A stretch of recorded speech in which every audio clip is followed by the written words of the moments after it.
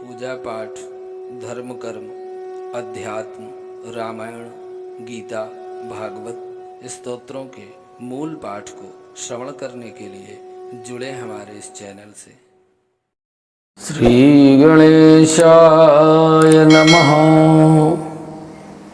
श्री रामचंद्राय नमः। जानकी वल्लभो विजयते। ओम हं हनुमते नमः। एक मुखी, पंचमुखी, सप्तमुखी और एकादशमुखी कवच का पाठ रक्षार्थ देने के उपरांत आज हम अत्यंत ही महत्वपूर्ण, जो आपको सर्वत्र नहीं मिलेगी ऐसी साधना, हनुमान जी महाराज की उपासना विधि का विधान, जो प्रायः प्राप्त नहीं होता, आज आप लोगों के लिए लेके आए हैं। थोड़ा वीडियो ज़रूर बड़ा होगा, ऑडियो, पर यह एक बार समझ लेने के बाद में सदैव के लिए आप हनुमान जी महाराज की पूजा का विधान समझ जाएंगे। क्योंकि यदि किसी साधना की सफलता प्राप्त करनी है तो वहाँ उनकी गहराई तक जाना आवश्यक है। और इस कलयुग के प्रधान देवता, प्रत्यक्ष देवता, आगे आने वाले समय में आपको हम हनुमान जी के प्रत्यक्ष दर्शन कराने जैसे प्रयोग देंगे, जन कल्याणकारी प्रयोग देंगे। ऐसे कोई बनावटी प्रयोग देने की अपेक्षा ये शास्त्रों द्वारा प्रमाणित है। और इन प्रमाणित प्रयोगों को देने में कभी कोई करने वाले को और बताने वाले को या किसी को कोई हानि नहीं होती। अन्यत्र जो बनावटी प्रयोग लोग तंत्र साधना के देते हैं, उन सब का कोई भविष्य और कोई स्थायित्व तो नहीं होता। तो मित्रों, हनुमान जी किसी भी तरह से साधना, चाहे वह तंत्र साधना हो या मंत्र संबंधी हो या यंत्र संबंधी हो, 3 प्रकार से साधना होती है, स्तोत्र और मंत्र आदि से, तंत्र संबंधी मंत्रों से और यंत्रों से। तो इन तीनों विधियों का जो विधान है, उसके लिए सबसे पहले उपासना विधि जानना आवश्यक है। सावधानी पूर्वक आप यदि उपासना विधि को एक बार श्रवण कर लेते हैं तो सबसे पहले हम उसके लिए निश्चित करें कि कौन सा समय है जो हनुमान जी की साधना के लिए तिथियों के क्रम में, नक्षत्रों के क्रम में श्रेष्ठ बताया गया है। तो शास्त्रों में मार्गशीर्ष मास के शुक्ल पक्ष की त्रयोदशी अर्थात 13 पर हनुमान जी का व्रत करने का उल्लेख मिलता है, जो ब्रह्म मुहूर्त में शीघ्र ही फलदायी है। जिस दिन आप इस व्रत को उठा लेंगे, आरंभ करेंगे ब्रह्म मुहूर्त पर, उसी दिन से परिणाम प्राप्त होते हैं, विलंबता नहीं रहती है। अतः ब्रह्म मुहूर्त में जागरण करें।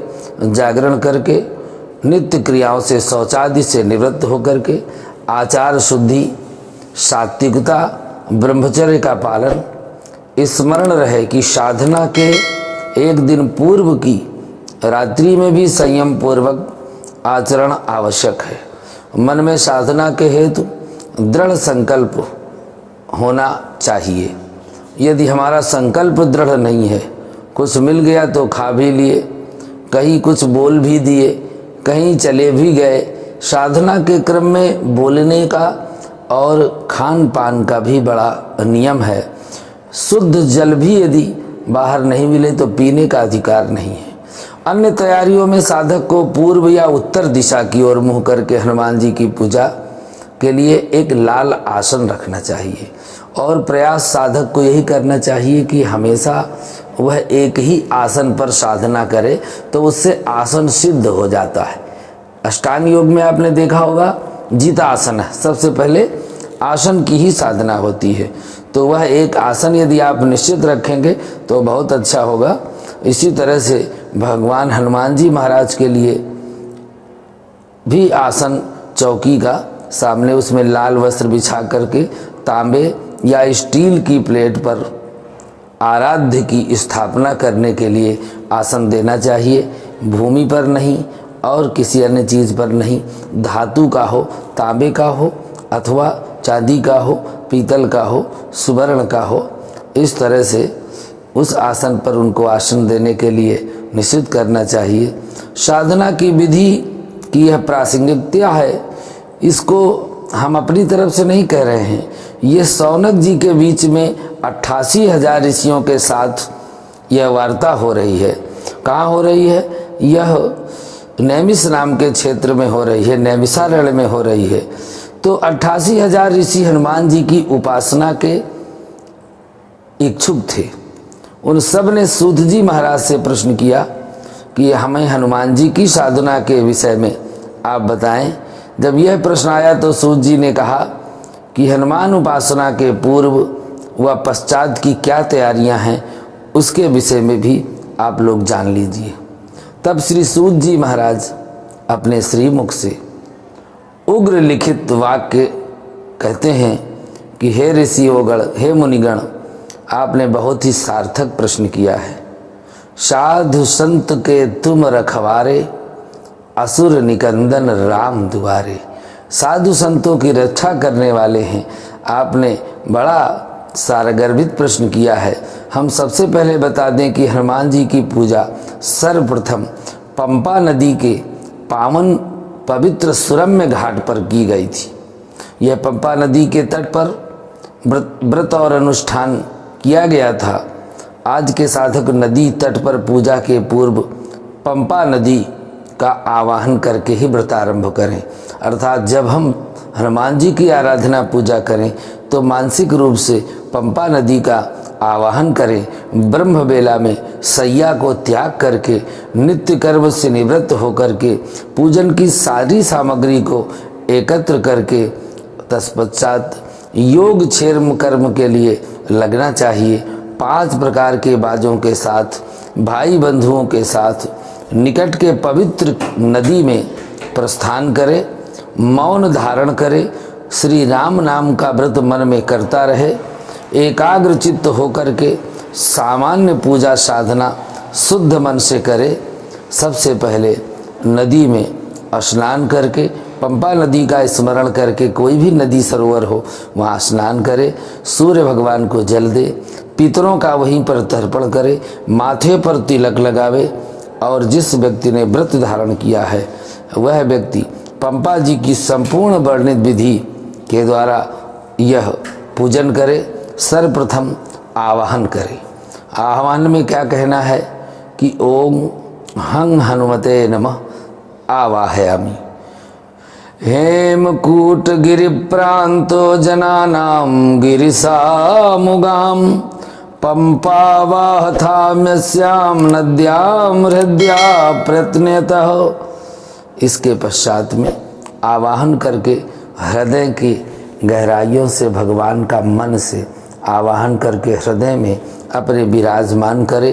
उनकी करुणामयी दिव्यमयी मूर्ति को अपने हृदय में विराजमान करे और कर्म के लिए सामने जो आसन दिया गया है वहीं पर हनुमान जी महाराज की पीतल की, तांबे की कोई भी प्रतिमा हो आसन दे। आसन के बाद 3 बार हाथ में जल लेकर के उनके चरणों को छू करके अपने मस्तक में लगावे, जिसको कहते हैं पाद्यम। पाद्य के बाद हाथ में जल लेकर चारों तरफ से उनके घुमा करके अर्घ्य देना चाहिए। ओम हं हनुमते नमः अर्घम समर्पयामि। ओम हं हनुमते नमः आचमनीयं जलम समर्पयामि।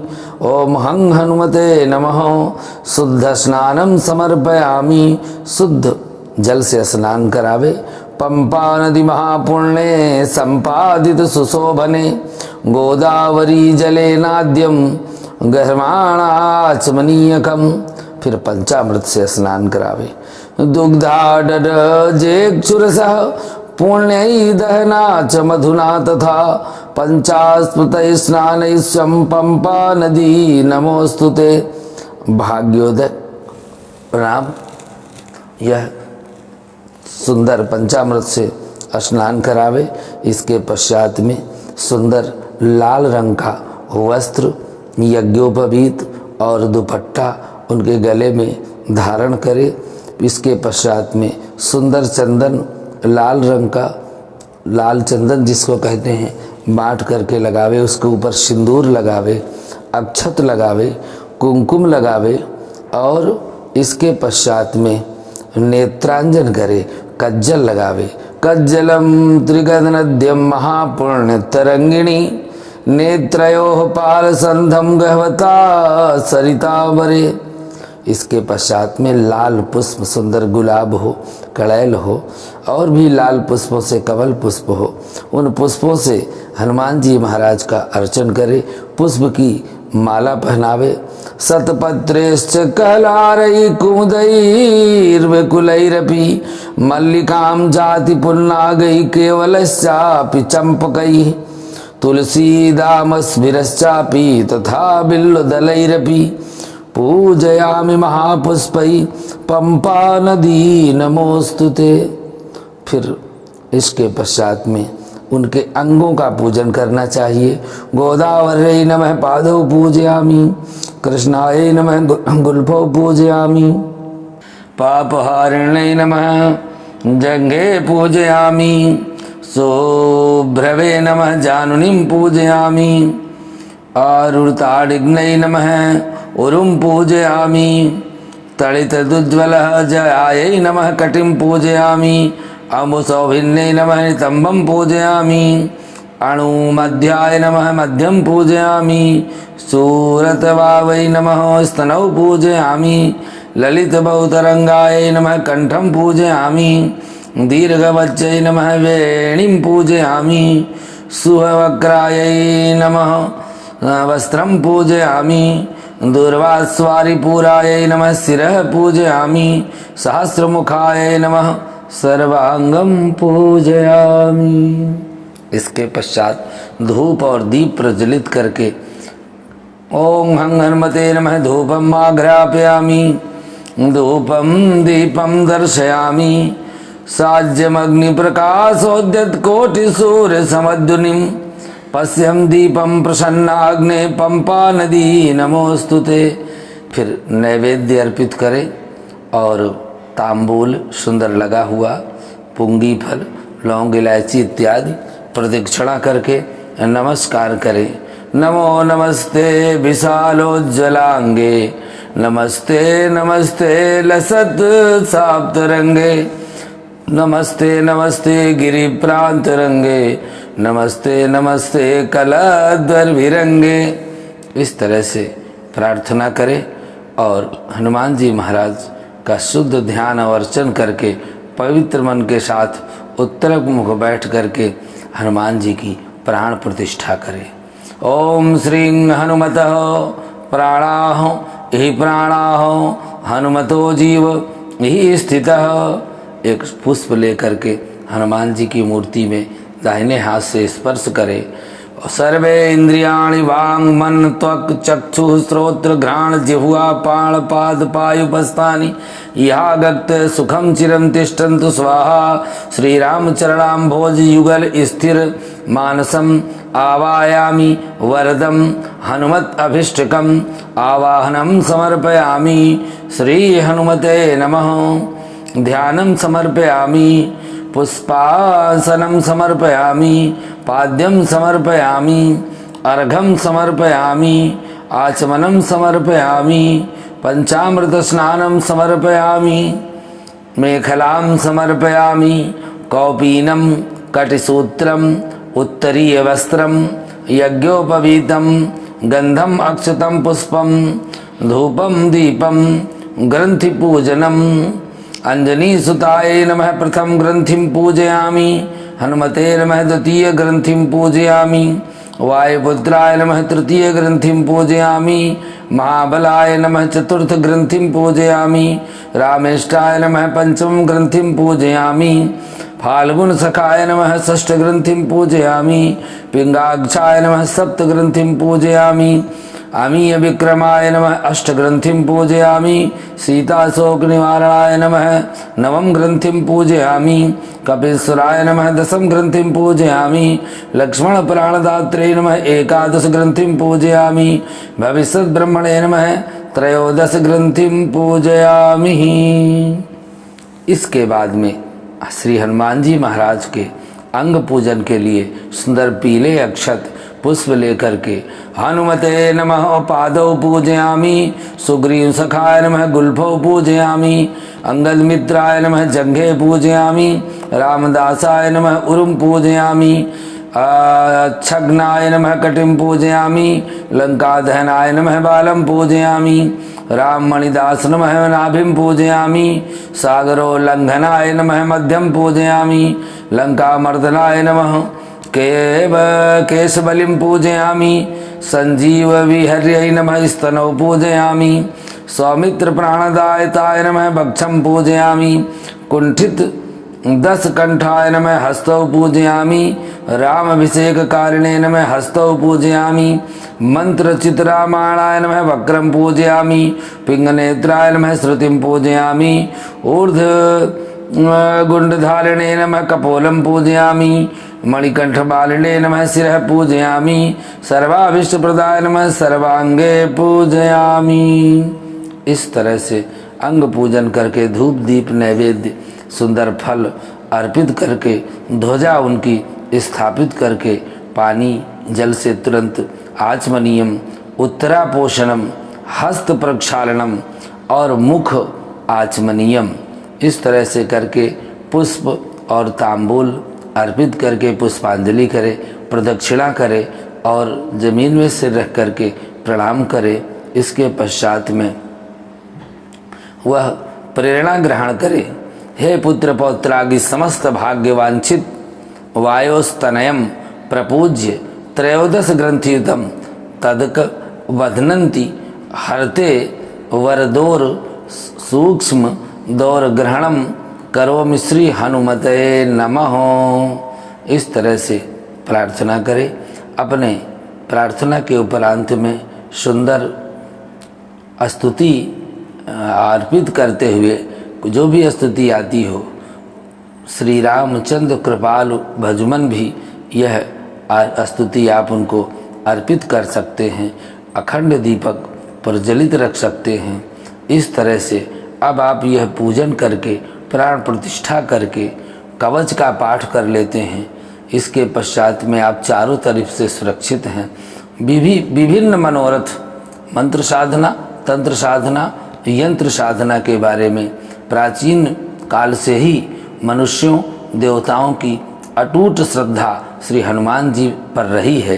यद्यपि कल और आज की परिस्थितियों में बहुत परिवर्तन हुआ है, विशेष करके आज के परिप्रेक्ष्य में मैं मंत्र साधना के मुख्य लाभों को रेखांकित करना चाहता हूँ।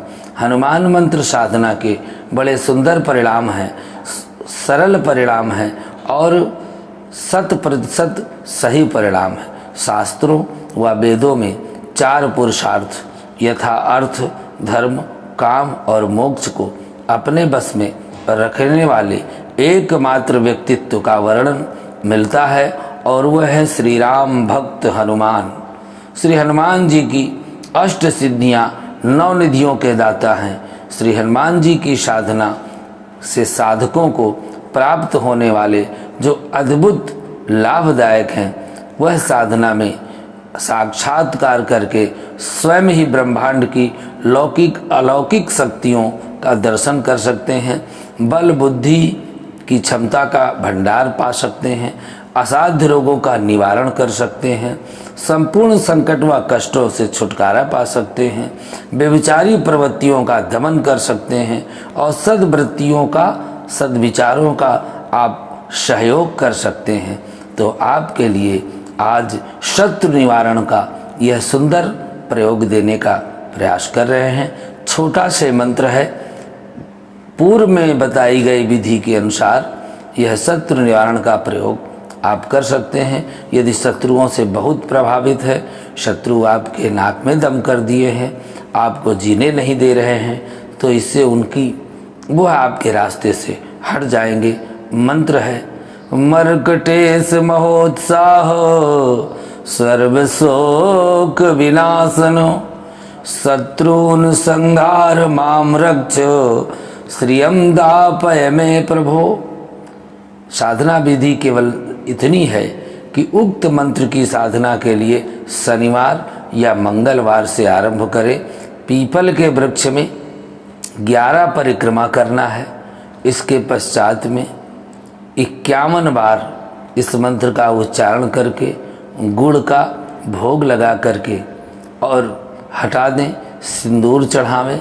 तत्पश्चात वह सिंदूर शत्रु मार्ग पर डाल दें, शीघ्र ही शत्रु का निवारण हो जाएगा।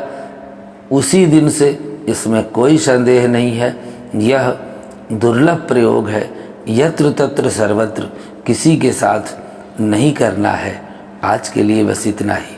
अगले में फिर और भी आपके लिए यह विभिन्न प्रयोगों में आपके लिए शत्रुनाशक प्रयोग हमने देने का प्रयास किया है। आगे और भी प्रयोग आपको देते रहेंगे। आज के लिए बस इतना ही। जय श्री राम, जय हनुमान।